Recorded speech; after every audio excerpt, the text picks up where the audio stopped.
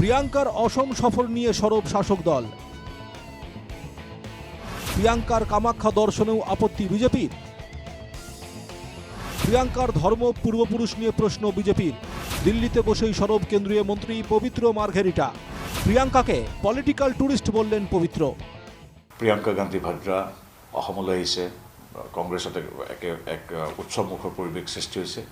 অতিথি দেৱ ভৱ, অতিথিক আদৰাটো আমাৰ ভাৰতীয় তথা অসমীয়া সংস্কৃতিৰ পৰম্পৰা। ৰাজনৈতিক পৰ্যটক হিচাপে ৪-৫ বছৰ মূৰত তেওঁ আহেই। গতিকে মই এটাই মাত্ৰ অনুৰোধ জনাইছোঁ, আদৰণি জনাইছোঁ, তেওঁ এবাৰ অসমখন ভালকৈ ঘূৰক। কিন্তু প্ৰিয়ংকা গান্ধী আহাত আমাৰ অসুবিধা নাই, কিন্তু কামাখ্যা দৰ্শনত আমাৰ ক'বলগীয়া আছে। আগতে তেখেতসকলৰ ইতিহাসটো জানি ল'ব লাগিব। তেখেতে কামাখ্যাৰ বিষয়ে জানিব লাগিব। কোনবিলাক ব্যক্তিয়ে যাব পাৰে সেই কথাখিনি তেখেতে জানিব লাগিব। প্ৰথমে তেখেতে স্পষ্ট কৰক তেখেতৰ বংশ আৰু পৰিয়াল। চাওক, প্ৰিয়ংকা গান্ধী আহক বা যোন ডাঙৰ নেতাই আহক, আপুনি যেতিয়ালৈকে তৃণমূলত সংগঠন নাথাকিব, এজন নেতাই দিল্লীৰ পৰা ২৪ ঘণ্টাৰ কাৰণে আহি পেলাই দল এটা কেতিয়াও জয়ী কৰিব নোৱাৰে। যে প্ৰিয়ংকা গান্ধীৰ নিচিনা হাজাৰটা গান্ধী আহিলেও কংগ্ৰেছক উদ্ধাৰ কৰিব নোৱাৰে অসমত। যেতিয়া এটা পেচেণ্ট যেতিয়া কমাত গুচি যায় তেতিয়া কি হয়, বাহিৰৰ পৰা স্পেচিয়েল ফ্লাইট লৈ পেলাই ডাক্তৰ আনে। কংগ্ৰেছ সঁচাকৈ আজিৰ ডেটত পলিটিকেলি এটা ভেণ্টিলেটৰত আছে, আৰু তাক উদ্ধাৰ কৰিবৰ কাৰণে স্পেচিয়েল ডাক্তৰ আহিছে প্রিয়ঙ্কা গান্ধী। রাকিবুল হুসেনের তোষামোদে রাজনীতির সঙ্গে জড়িয়ে না থেকে প্রিয়াঙ্কাকে নবনির্মিত শহীদ স্মারকে শ্রদ্ধাঞ্জলি জানানোর পরামর্শ দেওয়ার পাশাপাশি অসমবাসীর কাছে ক্ষমা চাওয়ার আর্জি জানিয়েছেন কেন্দ্রীয় মন্ত্রী পবিত্র মার্ঘেরিটা। প্রিয়াঙ্কার অসম সফর নিয়ে দিল্লিতে বসেই বাকায়দা এক সাংবাদিক সম্মেলন করেন হিমন্তের অনুগত পবিত্র। প্ৰিয়ংকা গান্ধী ভাদ্ৰাক আদৰিছোঁ।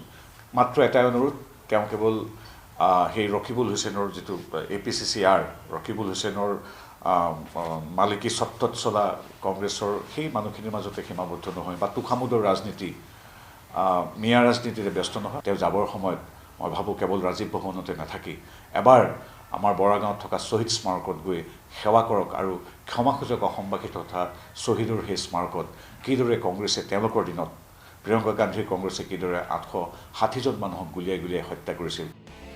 এদিকে কমলপুৰেৰ বিধায়ক দিগন্ত কলিতা সৰাসৰি প্ৰশ্ন তুলেছেন প্ৰিয়াঙ্কাৰ জাতি ধৰ্ম পূৰ্বপুৰুষ নিয়ে। সঁচাকৈ তেখেতৰ পৰিয়াল ১০০% হিন্দু নে? তেখেতৰ ককা, তেখেতৰ দেউতাক বা তেখেতে যি বংশত তেখেতে লগত জড়িত আছে, প্ৰথম নিজে পবিত্ৰ হ'ব লাগিব আৰু নিজে সনাতনী হ'ব লাগিব। দেখুৱাই পেলাই কামাখ্যা দৰ্শন, আমাৰতো দুখ লাগিছে। এখানেই শেষ নয়, প্রিয়াঙ্কা কামাখ্যায় গেলে পাপ লেগে যাবে কামাখ্যারও বলতে দ্বিধা করেননি দিগন্ত। কামাখ্যাত কিবা পাপ লাগি যায় নেকি? আৰু আমি গোটেই কামৰূপৰ লগত এই কামাখ্যাখন জড়িত। সেইকাৰণে মই ভাবোঁ যে তেখেতে বাহিৰৰ পৰাই দৰ্শন কৰা ভাল, মই ভাবোঁ। এদিকে দুটি বড় ধাক্কার পর কংগ্রেস এখন কমায়। বিশেষ চিকিৎসক হিসেবে আনা হয়েছে প্রিয়াঙ্কাকে, কিন্তু এবার প্রিয়াঙ্কার চিকিৎসায়ও আর কাজ হবে না মন্তব্য বর্ষিয়ান রাজনীতিবিদ প্ৰশান্ত ফুকনেৰ। তেওঁলোকৰ দুটা ষ্ট্ৰোক মাৰিলে ডাঙৰ। প্ৰথম ষ্ট্ৰোকটো মাৰিলে মানুহজনৰ, পেচেণ্টজনৰ ডাঙৰ ষ্ট্ৰোক মাৰিলে।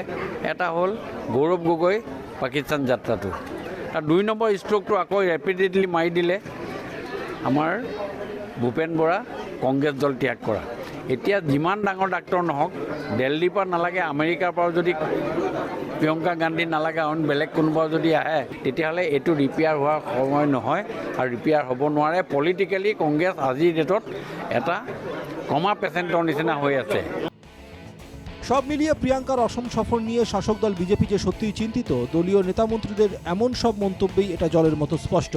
বাকিদের ক্ষেত্রে এই আক্রমণ রাজনৈতিক হলেও দিগন্ত কলিতা যেভাবে ব্যক্তিগত আক্রমণ করেছেন, এটা তার রুচিবোধের প্রমাণই তুলে ধরে।